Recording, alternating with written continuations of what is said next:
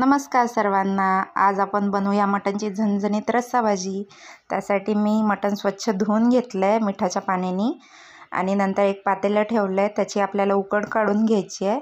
एक पातेलं गॅसवरती गरम होण्यासाठी ठेवलं आहे आणि त्यात तेल टाकून आलं लसणाची पेस्ट टाकली आहे। बघा अशा प्रकारे तुम्ही हवं तर हे कुकरमध्ये पण करू शकता, मी पातेल्यात केलं आहे।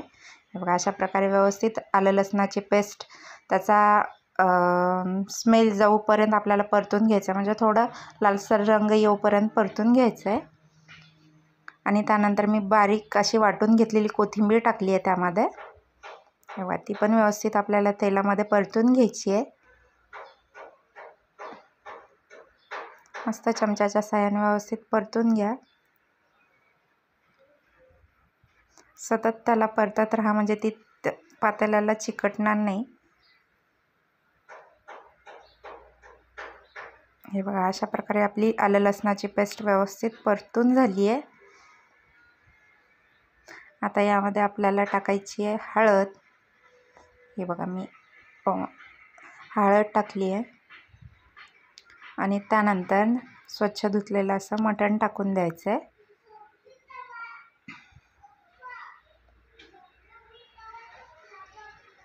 हे बघा हे आहे अर्धा किलो मटण।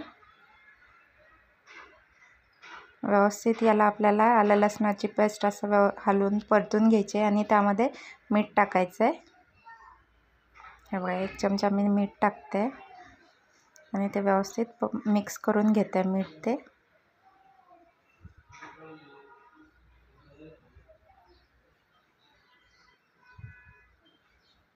आणि एक झाकण ठेवून त्यामध्ये पाणी ठेवून हे पाणी गरम झाल्याच्या नंतर आपल्याला त्या उकडमध्ये टाकून द्यायचं आहे। हे बघा व्यवस्थित पातेल्यावरती झाकून घेतलं। हे बघा आपल्या मटणाला पाणी सुटलं आहे आणि नंतर थोडं थोडं पाणी ॲड करत परत झाकून ठेवून व्यवस्थित उकड काढून घेते। हे बघा आपलं मटण शिजलं आहे आता।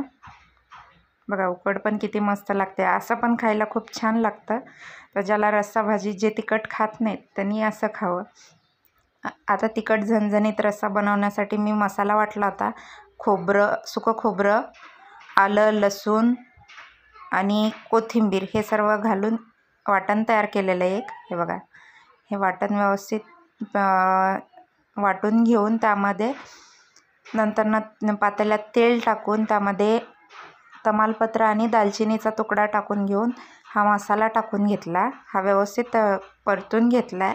आता मसाला परतून झाल्यानंतर त्यामध्ये मी काळं तिखट घालते। त्यानंतर थोडं काश्मीरी लाल मिर्च, नंतर थोडीशी किंचितशी हळद, कारण आपण ऑलरेडी उकडमध्ये हळद टाकली आहे त्यामुळे मी हळद थोडी घालते। ही धनापूड, हे सर्व व्यवस्थित मिक्स करून घ्यायचं आहे। मसाला आपल्याला करपू नाही द्यायचा आहे आणि थोडंसं पाणी किंचितसं मी त्या उकडमधलंच टाकते, कारण मसाला आपला करपणार नाही, खाली बुडाला लागणार नाही पातेल्याच्या। हे बघा असं पाणी टाकून व्यवस्थित आपला मसाला परतून घ्यायचा आहे।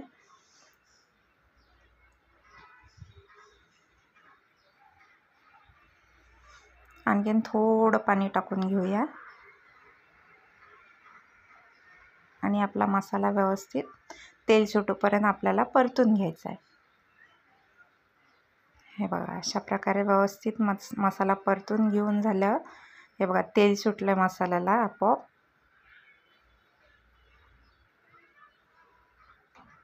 हे बघा मसाला आता मस्त असा शिजला आहे आणि याला तेल सुटायला सुरुवात झाली आहे। हे बघा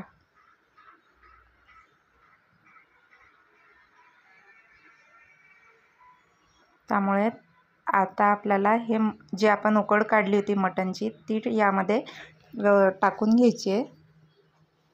लहान मुलं फिकं खात असेल तर तुम्ही काढून ठेवू शकता, मी यामध्ये सर्व घातलं आहे। हे बघा उकड टाकून व्यवस्थित आपल्याला मिक्स करून घ्यायचं आहे। हे बघा आता नंतर तुम्हाला हवं तर यामध्ये पाणी टाकायचं असेल तर थोडं गरम करून पाणी टाका। मी पण ते उकडच्या पातेल्यामध्येच थोडंसं गरम पाणी करून टाकलं आहे।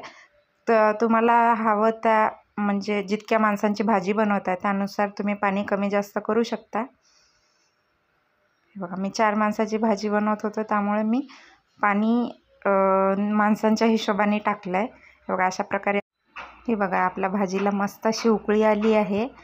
तर या भाजीला आता आपण भाकरीसोबत किंवा तुम्ही तंदुरीसोबत किंवा चपातीसोबत ज्यासोबतसुद्धा खाल त्यामध्ये खूप छान लागेल. आणि सर्वात शेवटी मी बारीक चिरलेली कोथिंबीर टाकून घेते. यामुळे आपली भाजी मस्त अशी खूप सुंदर दिसते. हे बघा, मी पूर्ण मटण थाळी तयार करून घेतली आहे. मटण आहे, कांदा, लिंबू, 65, भात आणि भाकरी. खूप छान दिसते थाळी.